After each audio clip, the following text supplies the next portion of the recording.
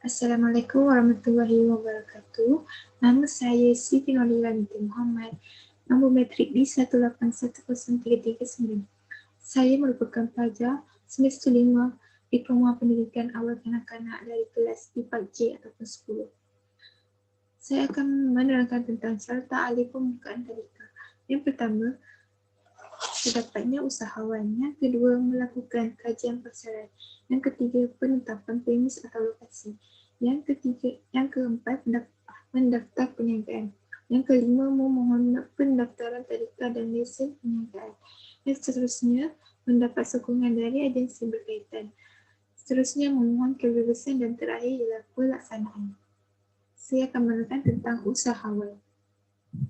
Ciri usahawan adalah merujuk kepada perilaku atau kepribadian seseorang mengurus sesuatu perniagaan. Usahawan perlu mempersiapkan diri dari segi pengetahuan, kemahiran, dan tingkah laku.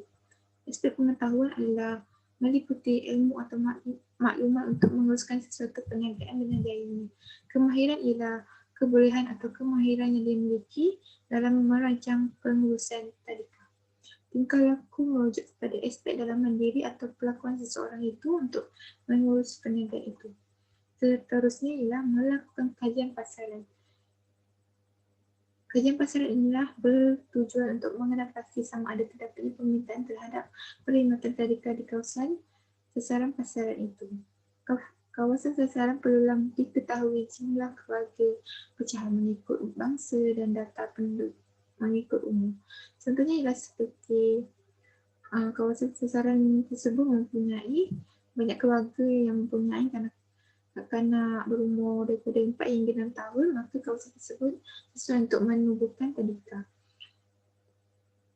Usahawan perlu mengkaji tentang kemungkinan ada tadika yang lain untuk mengelakkan daripada persaingan antara tadika dengan tadika.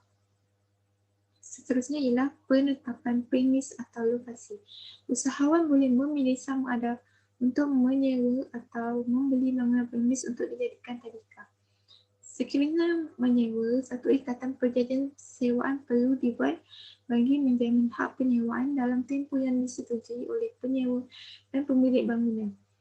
Jika membeli bangunan pula, ianya boleh menggunakan sumber kewangan sendiri atau mendapatkan pembiayaan dari mana-mana institusi bertetapan. Seterusnya ialah mendaftar perniagaan.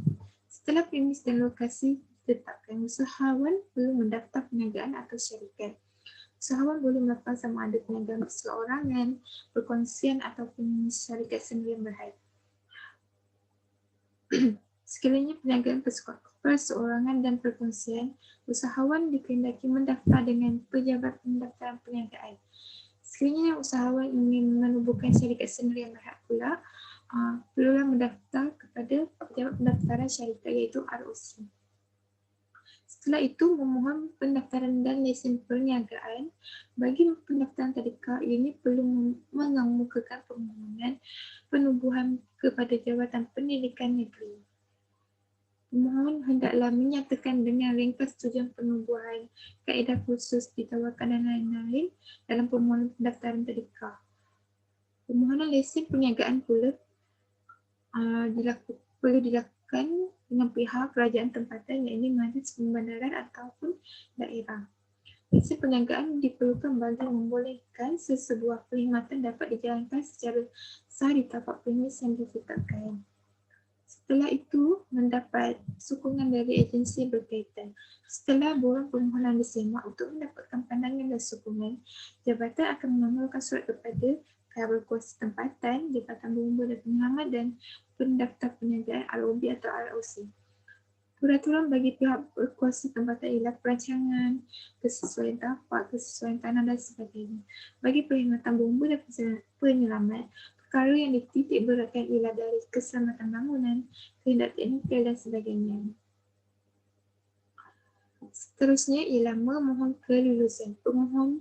Permohonan surat kelulusan menjalankan perkhidmatan perlu dilakukan kerana ianya adalah proses wajib untuk membuka tadika. Kerana untuk membuka sesuatu perniagaan itu mesti ada kelulusan. Permohonan perlu dimajukan kepada Jabatan Pendidikan Negeri. Jika usahawan bercadang untuk menjalankan perkhidmatan tadika berasaskan konsep agama, maka permohonan hendaklah dimajukan kepada pihak agama Islam negeri. Akhir sekali ialah pelaksanaan. Pelaksanaan adalah setelah mendapatkan kelulusan pembukaan tadika dengan mempunyai sijil pendaftaran dan lesen perniagaan, pelaksanaan pembukaan tadika dapat dilaksanakan. Pelaksanaan tadika haruslah dilakukan dengan teratur dan sistematik untuk mengekalkan kualiti tadika yang ditubuhkan. Okey, itu sahaja daripada saya. Sekian, terima kasih dan Assalamualaikum warahmatullahi wabarakatuh.